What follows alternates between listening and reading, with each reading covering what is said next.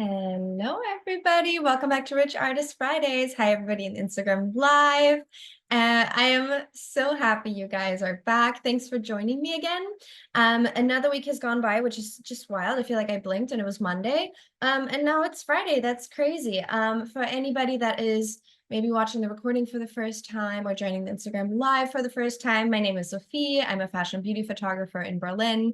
And I started the Rich Artist Friday program, the Rich Artist program, to break the stigma of a starving artist lifestyle, question mark, exclamation mark.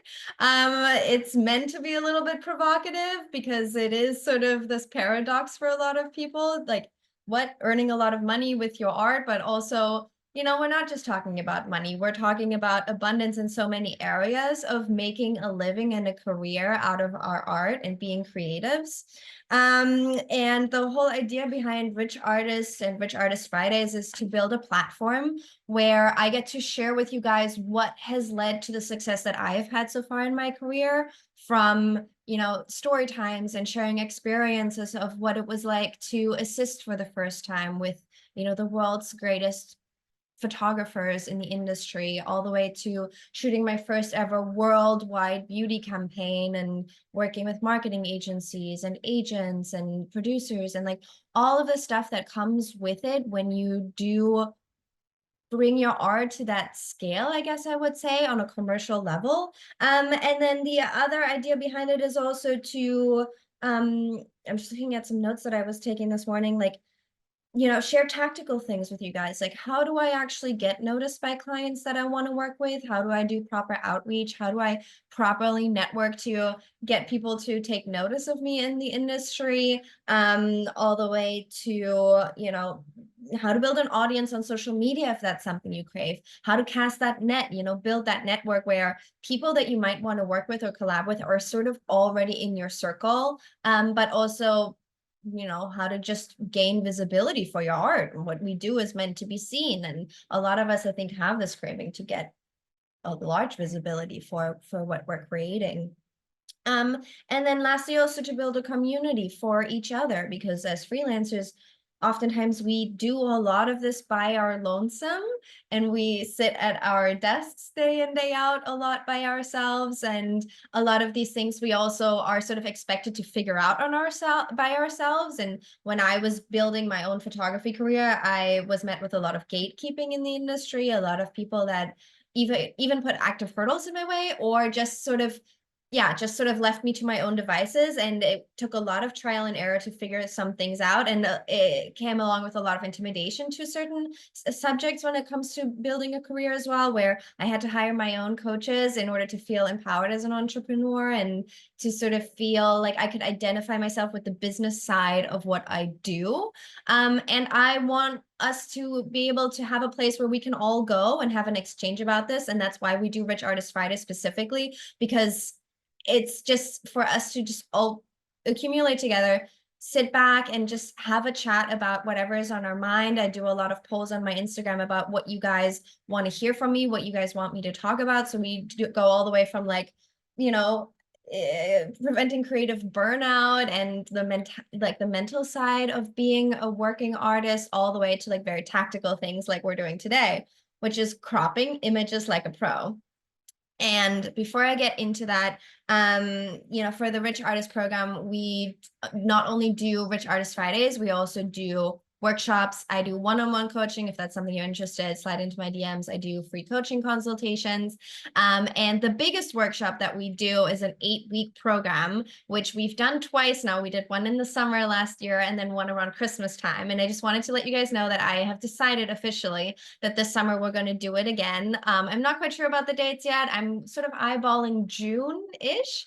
But the 8-week summer program, the 8-week Christmas program, is the biggest workshop that I do, which is the 8 pillars that I have sort of built my career on, and the things that I find are the foundation to being a working artist. So if you're interested in that, you can read up about the program, watch the trailers that I filmed for it, go into all the details on my website. If you go to sophiekeatsman.com, there's a tab there called Learn, and you can sort of dig a little bit deeper into what that program entails. And I'll tell you guys about that more, but I just wanted to let you guys know that it's on your radar that we're going to do that again this year if you're interested. And that's 8 weeks of live classes with me where I walk you guys through things like outreach and, you know, client calls, but also like internal business structures and social media following and all of these things that I found made the biggest difference when it came to the success that I've had so far in my career, and things that I wish somebody would have just like sat me down and like laid the groundwork for me.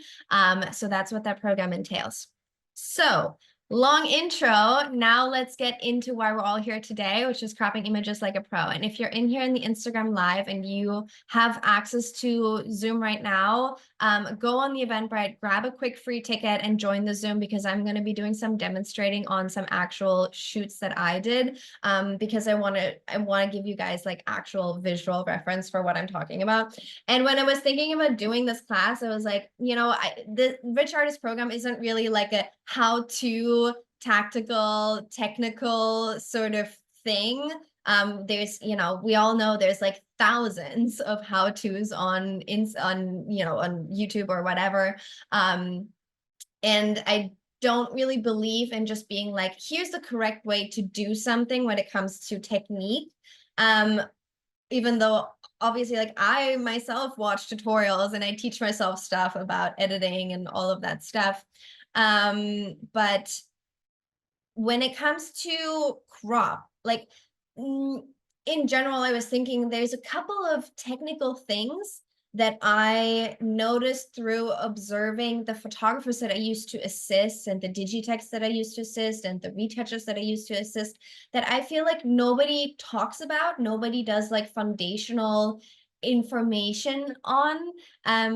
And it's not about the, you know, the how to operate the program per se. It's more about like the approach of it and sort of learning how to look at your images. And I saw a common theme amongst a lot of the like top working photographers that I got to observe on set and in their post-production process, that I feel like had I not been there myself in person, I wouldn't really have figured that out for myself, or I wouldn't have taken notice of it.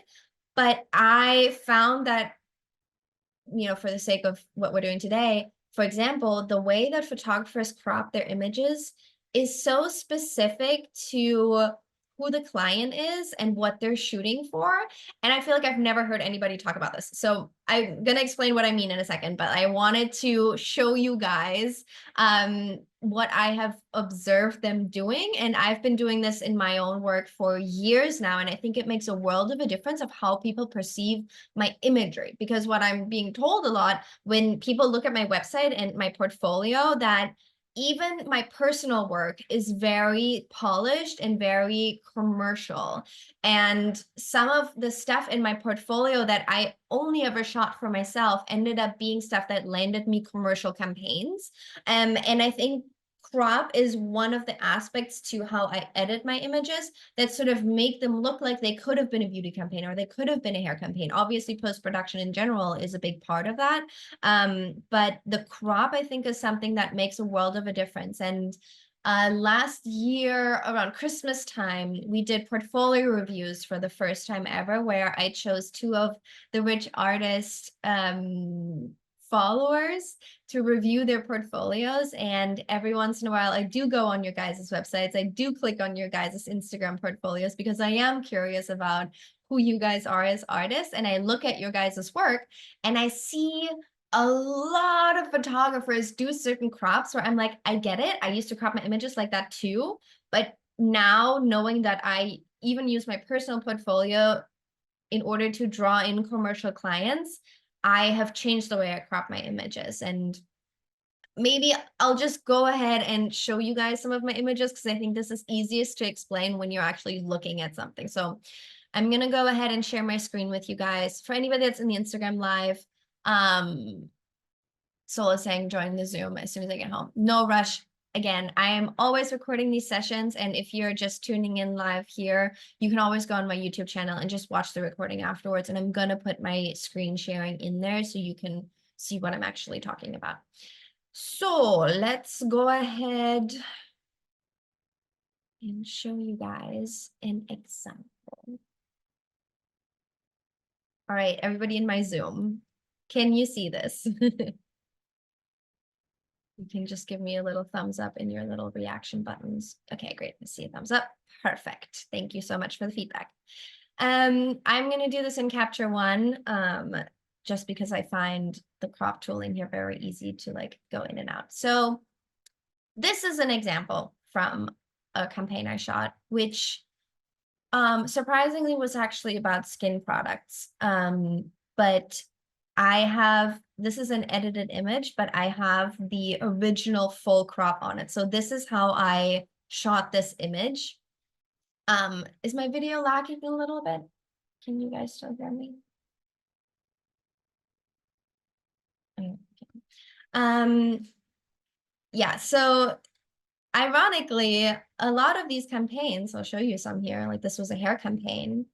This is how these images were originally shot. So you can see it's a super wide shot, like so much space around the image. And the reason why we do this is because, in the end, this campaign was being put together by a marketing company, and they ended up putting like text above the head, and then there was, a slogan or something, and then the actual product shot next to this person as well. So you need a lot of wiggle room for how this is shot. And when you're shooting commercial campaigns, oftentimes you will be given the ratios in which the images are going to be used, or in which you should be shooting, or they will always ask you to shoot horizontal, even though this campaign ended up being cropped in a vertical format. Now, something that I have seen a lot of you guys do on your website with an image like that, even if this wasn't a campaign, let me just move this real quick. Okay, is something like this. I don't know what you guys crop your images, and I've seen a lot of people do 2x3, 3x4.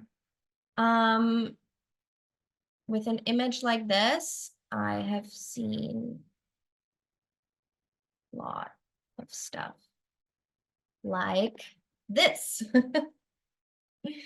I don't know if this is the best image to demonstrate this on, but what I see so many of you guys doing is, especially when you're shooting in studio, is a crazy amount of negative space around your subject. Now, I used to be obsessed with negative space in my work as well, because I don't really know what it is. I think for a lot of us, it's so cool that I have this space. Or I see people even extending their backdrops to make it look like you had a 12-foot seamless when it really was like a 9-foot seamless or even smaller, in order to make it look like you're in a big studio. Like, I don't know if that's what it is, but I see so much negative space on so many people's work. Now, in the commercial industry with campaign work, I have never seen photographers crop like this unless there is going to be, unless the client is requesting it, because there's going to be like logos or slogans or graphics or whatever on the image. But if there isn't any text on the image, this is never how commercial images would be cropped, because it's not product centric. And that's like the key word here, is product centric. So depending on what your product is that you are selling, it should be the main focus on the image. Now, obviously, like if I'm selling this top, I'm not going to crop out her hair or do a bad crop, just to like get your eye on the shirt that she's wearing, like this. Like, I mean, actually, that looks kind of nice. But you know what I mean? Like, this would actually be a product-centric crop. If I were selling this top, like you'd see something like this. Obviously, your crop is still going to be well balanced. But yeah, my number one thing that I notice is just excessive negative space. And then one thing that I observed when I was assisting other photographers that I started implementing, and again, guys, take a lot of what I say with a grain of salt. And again, I am just one artist. Rules and trends are obviously always meant to be broken, and you have to find your own style. Some of the photographers, or a lot of photographers that I worked with, cropped their images in 4x5. And the reason why they did that is because they had a background of shooting medium format analog pictures. And in comparison to 35mm film, which is a different ratio, obviously the medium format analog photography was considered more high end. So then when everybody switched over into digital, a lot of stuff started getting cropped or like remained being cropped in 4:5 because it reads as expensive. I still believe in this. I still love cropping my images in 4:5. And before that, I never cropped my images in 4:5. And then all of a sudden I cropped everything in 4:5 because I all of a sudden realized like, oh my God, it looks so much better. Again, just take this as like, take it or leave it, you know, but this is something that I noticed a lot of photographers doing. And then the other thing is always the minimum amount of space around your product or your subject is typically the go-to, because if you are cropping your images like this, the only thing that you're accomplishing, unless you are putting graphics on this image, is that the viewer will be looking at your image and they'll automatically have the first impulse that I get when I look at an image like this is, I wish I could get closer, because I don't care to see all of this background. What I want to see is her face. I want to be able to look into her eyes. Like that is, to me, is the main thing that I want to be seeing in this image. So the only thing that you're achieving with an excessively large crop is this urge that people feel like you're not giving them what they want, which is to be able to see more of the good stuff. You know what I mean? So if this were a beauty shot, I would probably see a lot of photographers do something like this. I mean, maybe they'll leave all the curls in, but if they do, you know, it'll be obviously like with that tiny little bit of breathing room. You don't want the curls like touching the edge, but there will not be any excessive space, you know, like maybe the flyaways will be taken out here and this will be cleaned up a little bit more if you're doing a crop that's this tight. Um, if this was beauty, might even see something like this. And obviously with cropping, it's a lot about like moving it around, finding what feels right, you know, going with your instincts. And there's no right or wrong way to do this. But I found like that's one thing that I noticed is, you know, even when I was interning, was like the subject will take up so much space in the frame because the subject is what's important, you know, not the frame itself. And like I see a lot of this like rule of thirds as well. I'll show you guys, like, you know, we've all learned the rule of thirds. So if somebody's like looking to the side or something, actually demonstrate on this one.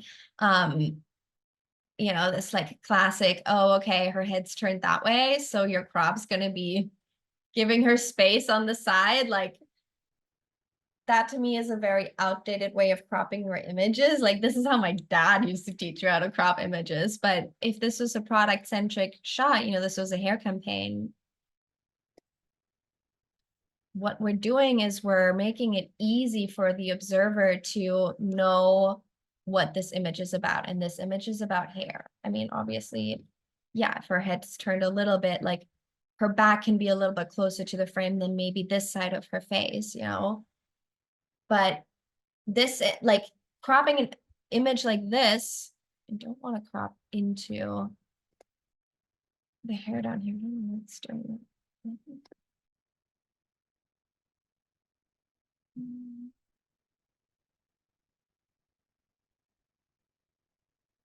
See. You know, you wouldn't want the tips of the hair touching the frame, but cropping something like this makes it very obvious what this image is about, because the hair is what's filling the frame. And it's easy for the observer to be like, oh, okay, like this is either about hair or the makeup. Like I'm not being distracted by too much of the clothing or too much of the background that I'm seeing. Now, if this were a beauty shot, maybe it would be cropped like this, but this could also then make it about the hair. If this was a makeup shot, you might even see something like this, you know?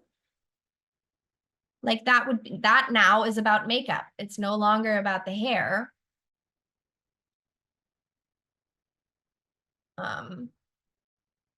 Because your eye doesn't it goes straight into the face. It doesn't get caught on the hair. It doesn't get distracted by the hair anymore, you know? And, or, you know, I mean, we've all seen the like macro beauty shots. Boom, you know, like no more questions asked. Like we all know this is about the face now. That we all know this is about the texture that the makeup has on her face. Like maybe they wouldn't crop out the forehead so much because you want the whole surface area of the face if this were for foundation, for example. Like if this were about mascara, yeah, maybe we could afford to lose a little bit of the forehead, you know? Because now, because I am purposefully cropping out part of the skin, it's not so much about foundation anymore. Same as with the hair. If I'm purposefully cropping out certain strands of hair, it's not about the hair anymore. Like the brain knows to look at the face. Here, I now know, okay, this is either about the eyes, the eyebrows, or the lips. This wouldn't be an advertisement for eyebrows because the eyebrow is partially covered, you know? So now we're probably either looking at blush, lipstick, or you know, maybe eye makeup or something like that.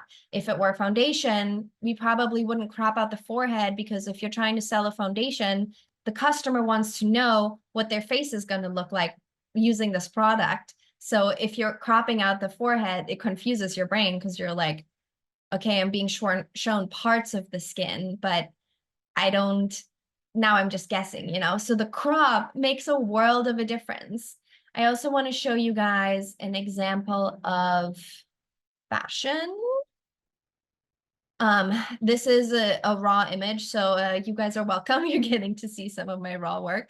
This is my original crop, or not my original crop. This is what the image looked like originally. Shot super wide. I don't know why I shot it like this. This must have been sort of accidental that I left so much of the background in here. But this was a shoot that I did specifically to demonstrate some of my retouching on certain clothing items. So we got sponsored by the brand, the label for this coat, the blouse, and then we did some shots for the jewelry as well.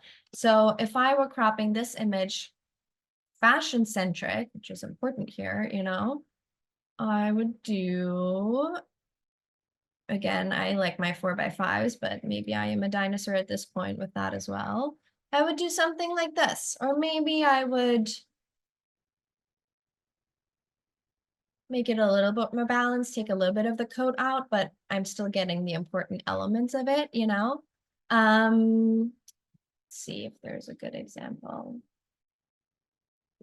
This, for example,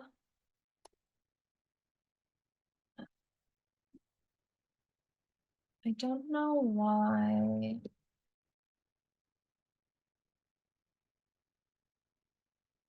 It's not showing the bottom of my crop. I think you guys can see this, right? So if what I've seen a lot of people do with an image like this is a crop like this. Which like, okay, it's nice. Like obviously if you retouched out the V flats and stuff like that, you'd be like, wow, okay, you had a lot of space at your, you know,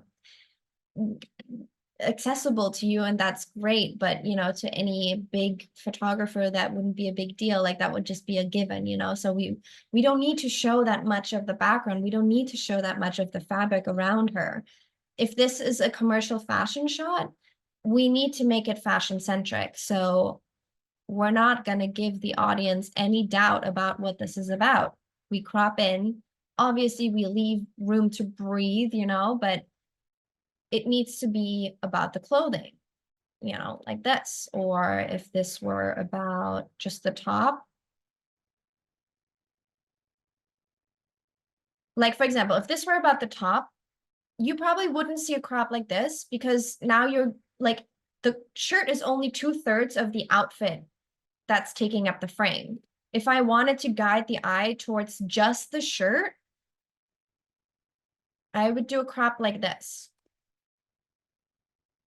Now, you probably wouldn't see a crop like this. I mean, yeah, no, you wouldn't, because the annoying part here, and like you guys probably notice this, is like, okay, now we're cropping out the part of the sleeve where the sleeve ends, which is almost like as bad as cropping out hands, you know?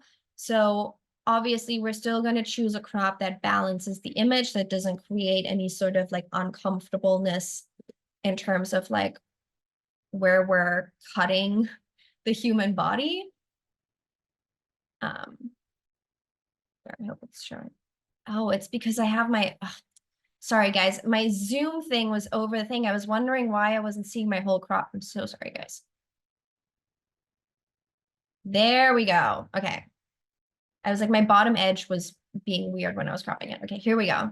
So like you'd see something like this, like, yeah, we still have a little bit of the pant in there, but like what's taking up the most percentage within the frame is the product that we're guiding the eye towards. So I hope that makes sense to you guys. I'll show you. This was a shot I did where I wanted to do something jewelry centric. Obviously, you know, ignore the fact that this isn't retouched at all. But you know, with a lot of jewelry photography, you'll see a lot of shots that are as tight as they can possibly be, with getting as many of the items in that tight frame as you could possibly have. So in this case, you know, I want to have the necklace, the earring, and the hand, like the bracelet in it. I don't know if a crop like this would work, and that's where I would like start playing around. I don't necessarily love that her forehead would be cut off if I cut it like this. Like that just annoys me a little bit. But it does draw the eye towards her neckline and the earring and, you know, the ring. And if I were doing this in post-production, I would comp in plates where I have shot a shot where it's the focus is actually on the necklace, because now we're sort of being drawn back up into the face. But as you can see, like, now I'm not really guessing that this is a beauty shot anymore, because her face is so far up in the frame that my eye wants to go more into the area of her neck, and the shot itself is also guiding the eye towards the product. So very long-winded way of demonstrating to you guys. Well, actually, you know what? No, not long-winded, like just necessary. And I hope that the point came across of how to crop commercially centric, product centric, and how much of a difference it makes. So the next time you shoot, or the next time you edit one of your shots, start thinking a little bit about what sort of product could this image be selling if your goal is to be shooting for commercial brands, whether it's makeup brands, hair brands, fashion brands, jewelry brands, shoes, you know, whatever it is. Pick an item that is naturally already in your shots. And if you're a portrait photographer, you know, maybe you are going to go in the direction of beauty. A lot of my portrait work that I did for my portfolio, you know, I wasn't even paying attention yet to fashion or accessories or anything like that. Those shots ended up in a lot of creative decks for the beauty campaigns that I ended up shooting. So take a look at your images, think about, okay, what would be the most logical product for this to be selling, and practice cropping accordingly. And you will see that if you crop your portfolio this way on your website, it's gonna start reading more commercial. And honestly, guys, there is no shame in also taking some of your personal work and editing it and cropping it as if it was a campaign, and then putting it on your website as something commercial. You know, you have to sort of shoot stuff that mimics the sort of stuff that you want to get hired for. That is the best way to attract clients, by sort of showing them, hey, I kind of already know how to do this. Now let me do it for you. And it doesn't matter if it was a previous campaign or you were just doing it for yourself, for your own portfolio. Something that I tell a lot of my one-on-one coachees is like, start thinking about in your personal shoots how you can incorporate a little bit of that commercial aspect to sort of set your portfolio up to attract the clients that are going to start paying you for the campaigns that you want to get hired for. So it's a super fun exercise, and something as simple and oftentimes overlooked as crop makes a world of a difference. I'm also thinking about doing one very tactical Rich Artist Friday, which is about how to make selects, like out of 3 images, which one to choose, because that's something that one of you guys requested on my Instagram. I think it's a genius idea, and it's something that I never even really think about anymore because I'm so intuitive about it. But there is so much logic behind which image gets chosen, especially when it's for a commercial purpose. So I would love to show you guys that as well, because I think it's so fascinating when you start sort of thinking about it and viewing things like that. So that's all I have for you guys today. I hope this gave you guys some inspiration and some insight. Maybe you're going to start looking at your own images a little bit differently. And again, follow me on Instagram. That's where I always announce the subjects for the Rich Artist Fridays. It's where I do polls where you can sort of do suggestions. If there's any subjects that you're curious about that you guys want me to talk about, let me know, slide into my DMs. And if you are after some one-on-one coaching, hit me up, get a free consultation from me, maybe getting a coach to take you by the hand and guide you through the next steps in your career is the right thing for you right now. So then hit me up. I'm here for you guys. And yeah, thank you guys for tuning in on my Zoom. For the people that were in the live, go watch the recording on YouTube.